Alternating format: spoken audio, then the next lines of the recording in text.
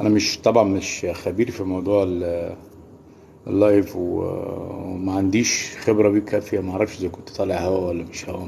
ما عنديش علم بصراحه، انا بجرب. خلينا نشوف. هل التجربه صح؟ هتنجح؟ مش هتنجح؟ ده اللي انا بحاول اعمله دلوقتي. طبعا انا اول مره في حياتي اجرب الفكره او التجربه دي، بس ما اعرفش اذا كنت صح ولا غلط ولا ايه بالظبط. هل انا ماشي صح؟ حد يقول لي يا جماعه، انا ماشي صح؟ الهوا طالع؟ حد يكتب لي يقول لي ان انا موجود على الهوا دلوقتي. صباح الخير. طيب، خلينا نتكلم في شؤون الكرة المصرية ووضع الكرة المصرية والكرة العربية والكرة العالمية. ولو أي حد عنده سؤال، عنده أي اهتمام أو أي حاجة، يكلمني وأنا تحت أمره. وعلى فكرة بقول لكم دي للمرة الأولى بتكون بعمل تجربة على اللايف، يعني مش ضليع. ومش عارف أقرأ الأسماء طبعا الموجودة كتير جدا. انا بشجع كل مصر، انا اهلاوي زملكاوي اسماعيلاوي كل شيء. بشكرك طبعا طبعا جدا على كلمة كل الاحترام. ربنا يخليك يا رب، ربنا يخليك، وبشكرك. انا فيلم الكرة المصرية دي مش بتاعتي انا، دي بتاعت الناس المسؤولين عن الكرة المصرية، انما انا تحت امر الكرة المصرية في اي وقت. الاهلي السعودي طبعا صعوده للدوري الممتاز مهم جدا جدا لزيادة المنافسة بالنسبة للكرة السعودية، واعتقد المنافسة السنة الجاية هتبقى اقوى بكتير جدا. نهائي افريقيا صعب جدا، صعب جدا للوداد وصعب جدا للنادي الاهلي. الفرقتين كبار، كبار جدا، والاثنين عندهم جماهيريه كبيره جدا اذا كان في المغرب او في مصر، وبالتالي بنتكلم على نهائي فعلا تاريخي. آه، روما زعلوني امبارح، الحكم زعلني جدا، الحكم الانجليزي ظلم روما امبارح. انا مع الوقت ممكن اكون في الكره المصريه وهشوف ايه اللي هيحصل بالظبط الفتره الجايه. فكره دخول الانتخابات ناس كتير جدا بتسالني عليها. كنت داخل الانتخابات، ولكن طبعا حصل ظروف مش بتاعتي انا خالص. انا بحكي لكم عليها بعدين في وقتها تحديدا يعني. آه، مش عارف. انا خلينا بقى لنا 10 سنين بنلعب. طبعا بنلعب طبعا بدون جمهور. دي مشكله كره مصريه ورياضه مصريه ومشكله وزير ومشكله انديه مصريه ومشكله كمان الاتحاد. احنا محتاجينك في الاتحاد المصري، اتمنى من كل قلبي يا رب باذن الله. بس اسمحوا يا جماعه هقفل لان انا مش عارف مين اللي معايا على ال على الصوره و... وارجع تاني.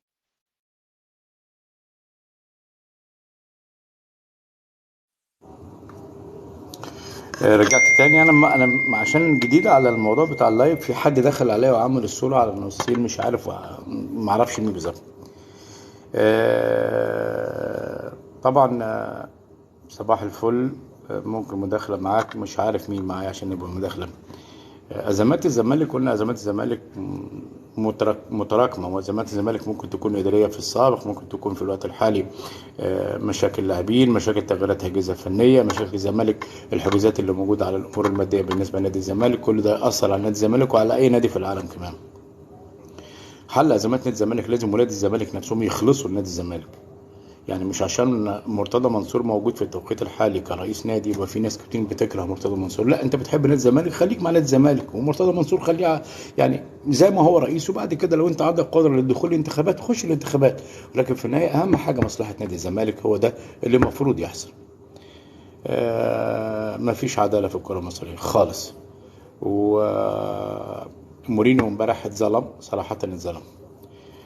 سبب تراجع مورينيو يعني تشيلسي وريال مدريد؟ لا طبعا مورينيو ما صرفش الفلوس اللي صرفها مع ريال مدريد وتشيلسي. مورينيو اقل الانفاقات الماديه، ووصل اتنين فاينل كونفرنس ليج والاوري ليج، ممتاز جدا. اوزوريو مدرب ممتاز، محتاج وقت، محتاج صبر، محتاج ثقه، محتاج اوراق كمان تنفذ الطريقه والشغل بتاعه.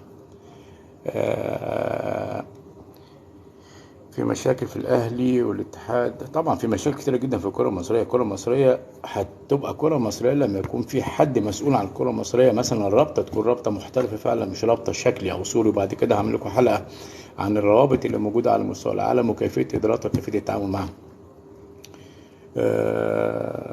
طبعا حمزه الجمل بالنسبه لي عمل للمرتين متتاليتين يقعد نادي الاسماعيلي في الدوري ممتاز. حمزه محتاج هو يثق في نفسه اكتر، ومحتاج كمان الثقه في النفس بالنسبه للعيبه نفسها، وبالتالي مع بعض الاوراق ممكن نشوف حمزه كويس جدا اذا استمر مع نادي الاسماعيلي. سباليتي تجربته ممتازه جدا جدا. الاعلام شريك، طبعا الاعلام شريك، الاعلام شريك كتير جدا في امور رياضيه سلبيه بالنسبه للكره المصريه. آه، قابلت مرة في الدوحة. أهلا بيك، أهلا بيك. أنا قعدت في الدوحة سنة ونص مع الدوري والكاس وكمان مع البي إن سبورت. آه، في هم بيتكلموا مع فابيو جروسو من تدريب اليوفنتوس. أنا عاوز مدرب جريء بالنسبة لليوفنتوس مع العقلية الإيطالية في التكتيك في عملية الدفاع. ممكن اليوفنتوس يرجع تاني بشكل كبير. الفرق الممتاز. آه، والله انا احب المدينه المنوره جدا. اطيب ناس في العالم كلهم، ناس طيبين وناس يعني بعشقهم صراحه. آه، اهلا بيك يا املي ارتي. طبعا ما تتعوضش، ايام عظيمه جدا جدا. بشكرك على كلمة المحترم. فيتوريا مدرب ممتاز، غير كتير جدا من شكله بعض اللعيبه، غير كتير من بوزيشن محمد صلاح.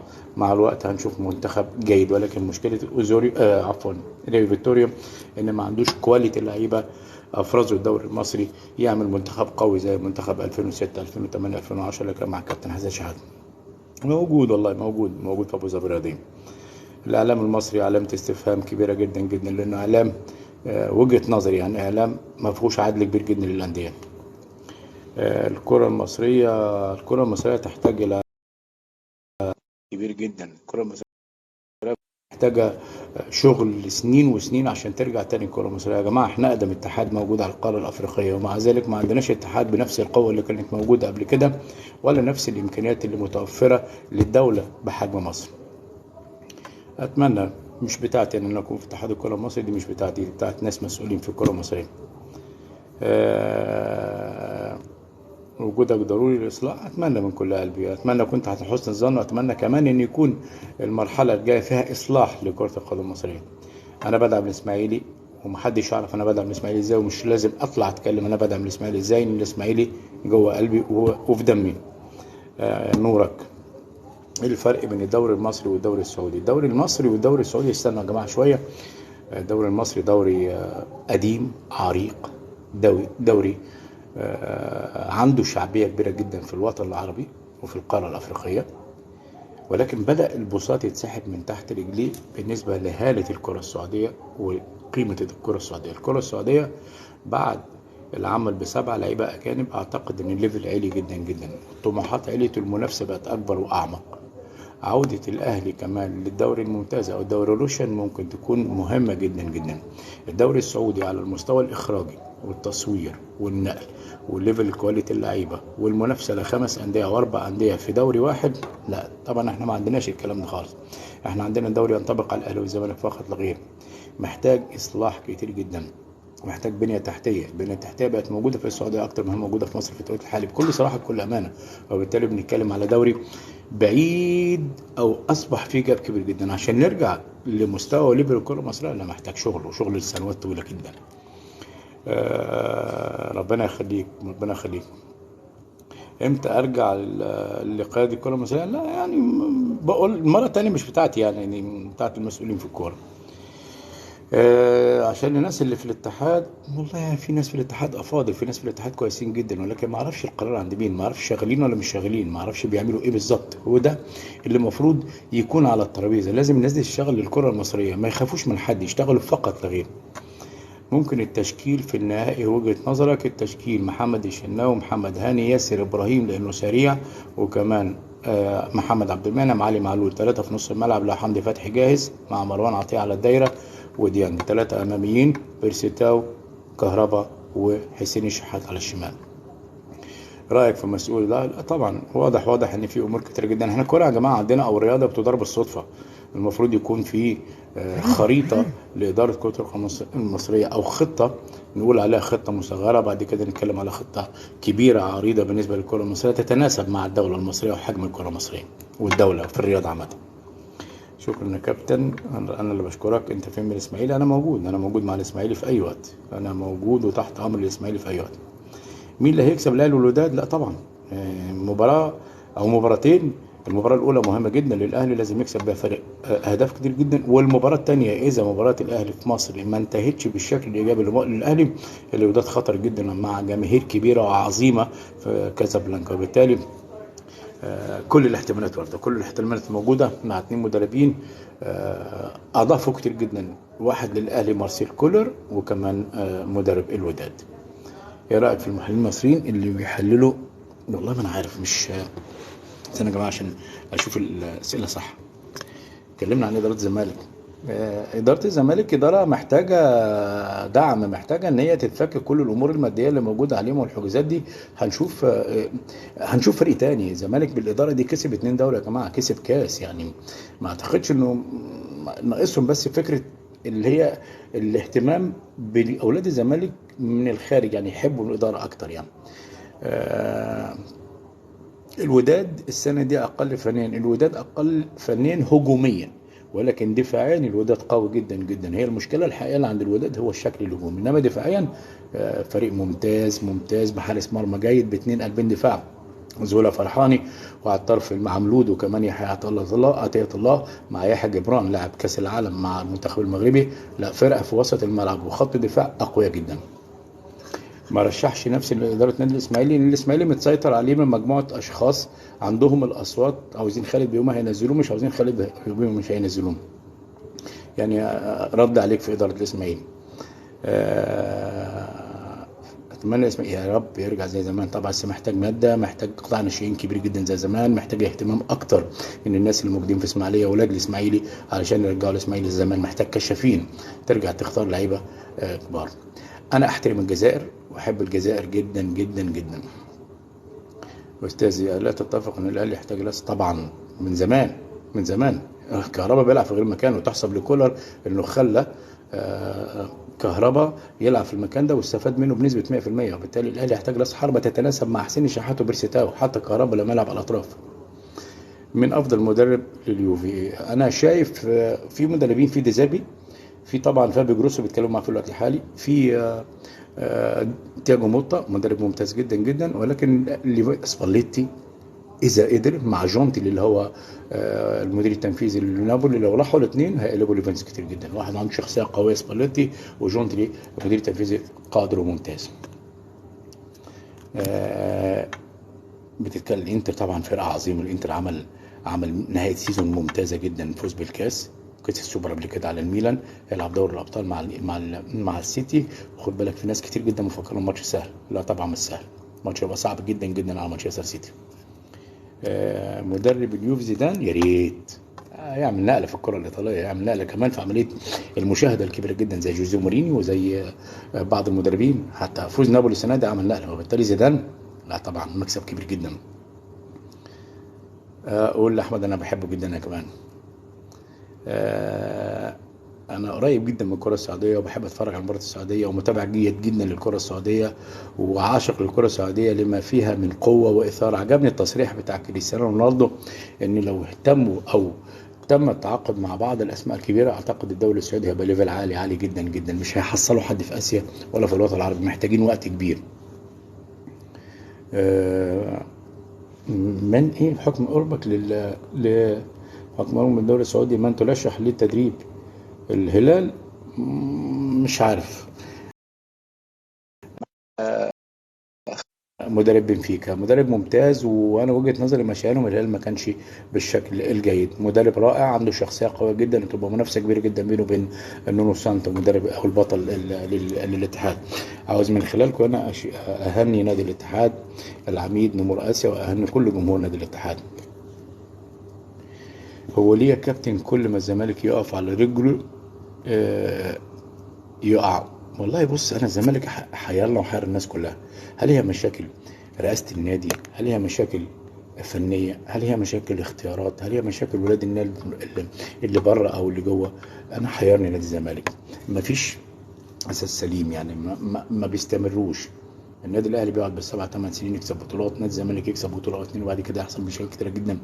ده اللي لازم يشوفوا ليه او يصححوا نادي الزمالك، اذا كان الاداره الموجوده او الاداره اللي جايه او الاداره السابقه او الناس اللي موجودين داخل نادي الزمالك. جمهور الزمالك صراحه يعني يحتاج استقرار كبير جدا جدا، جمهور كبير جدا على مستوى الوطن العربي. علشان كده الزمالك يحتاج الى حب حقيقي للنادي لاولاد النادي.